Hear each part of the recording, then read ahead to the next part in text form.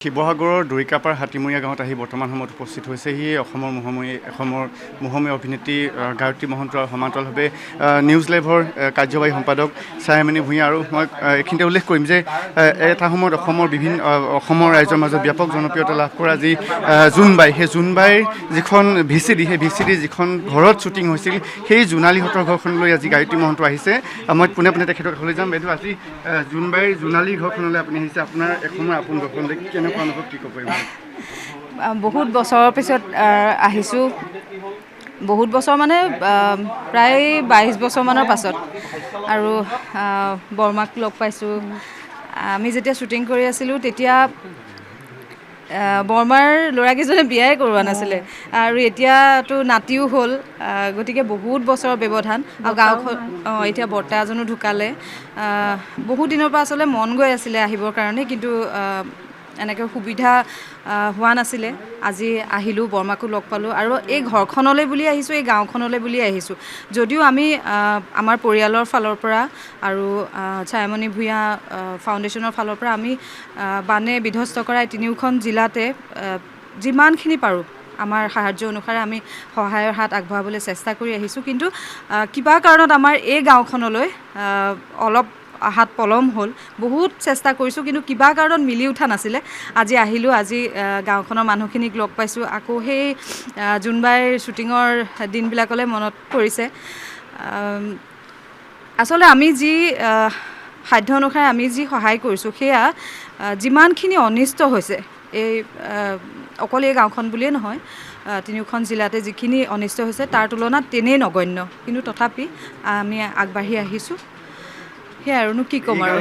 কিমান পৰিৱৰ্তন দেখিছে, কি পৰিৱৰ্তন দেখিছে দুটা দশকৰ পিছত আহিছে? যথেষ্ট পৰিৱৰ্তন হৈছে। এতিয়াতো আৰু বানেতো একেবাৰে শেষেই কৰি থৈ গ'ল। এতিয়া সেই পৰিৱৰ্তনটো বাদ দিওঁ, এনেও এইখিনিতে এখন দলং আছে।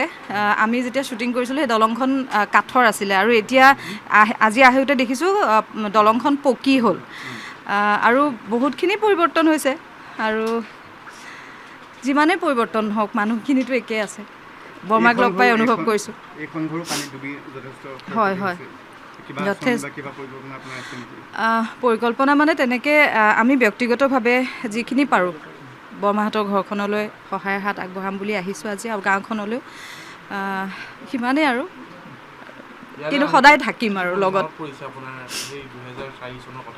এই বহুত কথাই মনত পৰিছে। প্ৰথম জোনবাইখন আমি ইয়াতেই শ্বুটিং কৰিছিলোঁ আৰু এই ঘৰখনৰ পৰাই আচলতে জোনবাই সেই VCDখন যিসকলে চাইছে, মোক জোনালী বুলি চিনাকি, এই ঘৰখনৰ পৰাই মই চিনাকি হৈছিলোঁ প্ৰত্যেকৰে লগত। গতিকে সেই বহুতবিলাক চিন্তা আৰু বহুত সেই স্মৃতিবিলাক গছজোপাৰ তলত দোকানখনৰ সৈতে তিনিআলিটোত সেই দলং এখন আছে যে মই কৈছোঁ ইতিমধ্যে, সেইখন এতিয়া পকী হ'ল। সেইখনতে চাইকেলত উঠি পেলাই মই ডেমফুলৰ লগত গৈছিলোঁগৈ শেষৰ চিনটোত।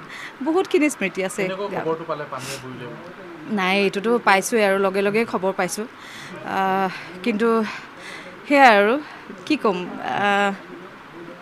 খুব সোনকালে আকৌ আগৰ দিনবিলাক ঘূৰি আহক আৰু এনেকুৱা দিন যাতে আৰু কেতিয়াও নাহে।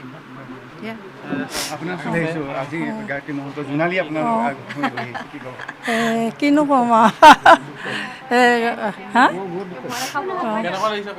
কেনেকুৱা লাগিছে? ভালেই লাগিছে আৰু আজি কিমান বছৰৰ মূৰত আহিছে। এতিয়া ধৰি লওক 22 বছৰমানেই হ'ল চাগে আৰু জোনবাই কৰি যোৱা। আমাৰতো ল'ৰাকেইটা তেতিয়া চেঙেলীয়া লিখীয়া হৈ আছিলেতো, বিয়া বাৰুও পতা নাই তেতিয়া। এতিয়া তেহেঁতিতো বিয়া তিনিওটাই পাতিলে, নাতিও 5টা পালোঁ, মানুহজনো ঢুকালে।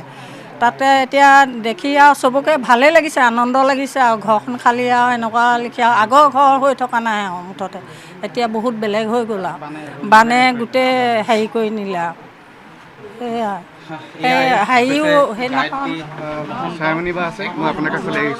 আমি যিমান পাৰোঁ আমাৰ নিজস্ব উদ্যোগত চেষ্টা কৰিছোঁ। এই ঘৰটো গোটেই অসমৰ মানুহৰ কাৰণে এটা আৱেগ। এটা চেণ্টিমেণ্ট জোনবাইখনে সঁচাকৈ অসমীয়া সংস্কৃতিক কেনেকৈ কিমান মানুহৰ প্ৰত্যেকৰ হৃদয়ে হৃদয়ে আছে। এই ঘৰটোতে জোনবাইৰ জোনালীৰো জন্ম হৈছিল। আজি সেইকাৰণে গায়ত্ৰীয়ে সেই ঘৰখন চাবলৈ আহিলে। আমি আমাৰ নিজস্ব উদ্যোগত যিমানখিনি পাৰোঁ মানুহখিনি কাষলৈ মাজে মাজে আহি থাকিবলৈ চেষ্টা কৰিছোঁ। তাৰে এটা অংশ আজি ইয়ালৈ আহিলোঁ। তেতিয়াও আমি চেষ্টা কৰিছিলোঁ, কিন্তু তেতিয়া একদম নাও নাছিলে বা ইয়াত বহুত বেছি সোঁত আছিলে, আহিবলৈ অসুবিধা। কিন্তু আপোন মানুহখিনিৰ কাষত অকণমান থিয় হোৱাৰ এটা ইচ্ছা, আমাৰ সাধ্য অনুসৰি আমি সেইকাৰণে আহিছোঁ। আমি সকলোৱে মিলি আকৌ জীৱনবিলাক উভতাই আনিব লাগিব। যি হেৰাই গ'লটো হেৰাই গ'ল, কিন্তু জীৱনটোতো ৰৈ নাথাকে। গতিকে জীৱন উভতাই অনাৰে এতিয়া প্ৰচেষ্টা, আৰু সেইটো আমি সকলোৱে কৰিব লাগিব একেলগে।